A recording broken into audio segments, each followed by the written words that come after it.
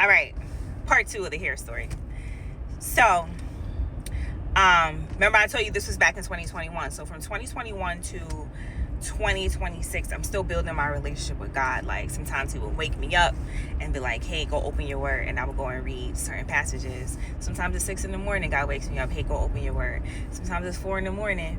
I'm not gonna lie, sometimes I'm lazy and I'm like, I don't feel like getting up, and then I'll just stay in the bed and I'll pray, and then I'll go back to sleep. It just depends, right? I gotta be more obedient, but listen, focus, okay?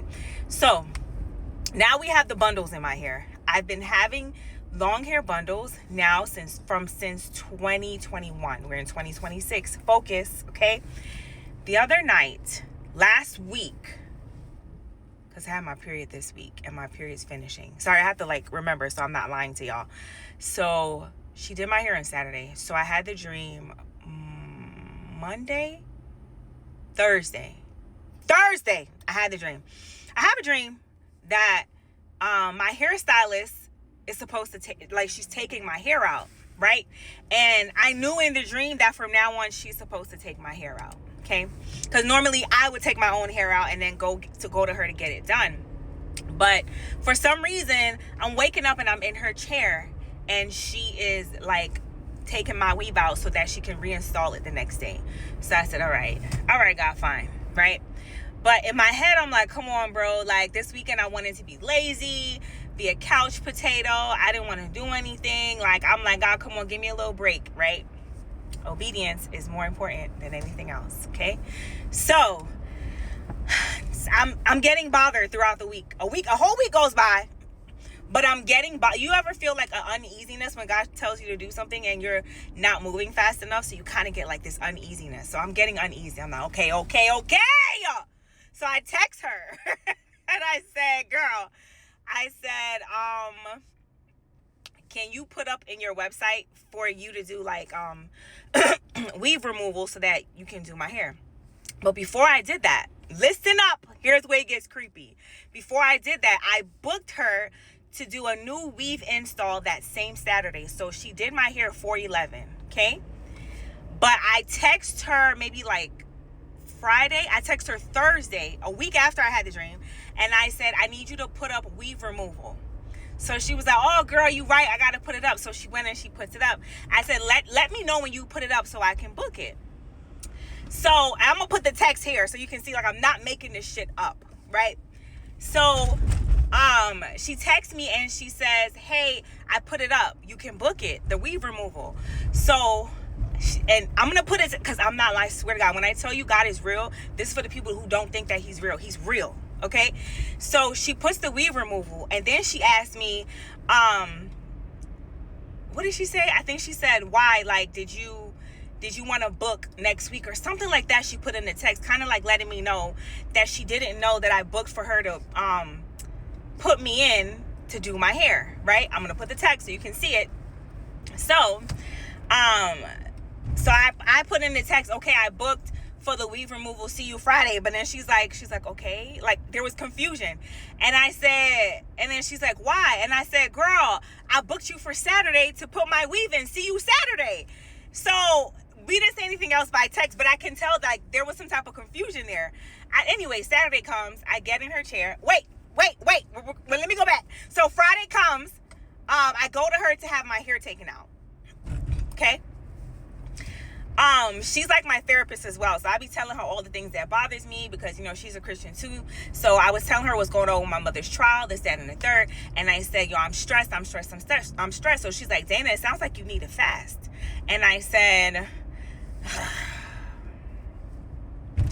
and then she's like, it sounds like you need to fast. It sounds like God needs to intervene because this is messy. And I said, I didn't agree to it, but I said, right? Saturday comes. Something tells me to fast. I said, damn. Okay, so now I'm fasting. Okay, I didn't tell her that I was fasting. Saturday comes. And she goes, God, I need to tell you something. I said, what's up? She was like, I specifically blocked this day so that nobody can book it. And I said, you're lying. She's like, no, I specifically blocked off 4/11 so nobody could book it because I had plans with my family. So when you told me that you booked Saturday, she was like, there's no way, because I blocked this day so that nobody could book it. Because I needed this day off to spend with my family.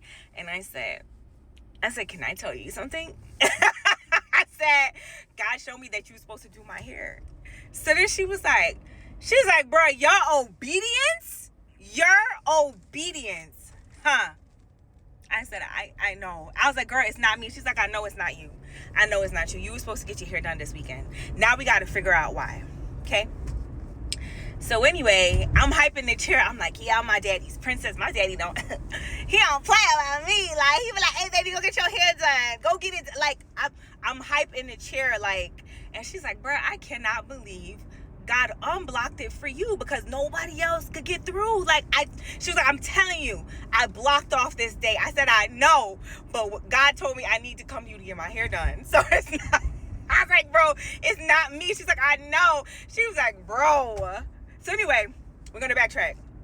That's what people who think God is not real. He's real. The more obedient you get, the more he's going to open doors for you that don't even make no damn sense. Okay. So, now, before I got to her, I'm going to put the text up so you can see I'm not lying. Before I got to her, I was at work and I finished my last patient for the day. Okay. So, I'm telling her like, hey, cause she wanted me to come earlier because remember, she had blocked off that day. Right. So I said, yo, let me see if I could come earlier. I finished all my patients for the day. And then I was like, yo, I'm coming to you right now. I finished early.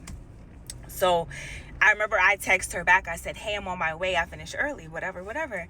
So she's like, okay. But then she was like, she sent a text before that. And the text said, you need to eat. So if you want to stop by somewhere and get something to eat, you're more than willing to do so.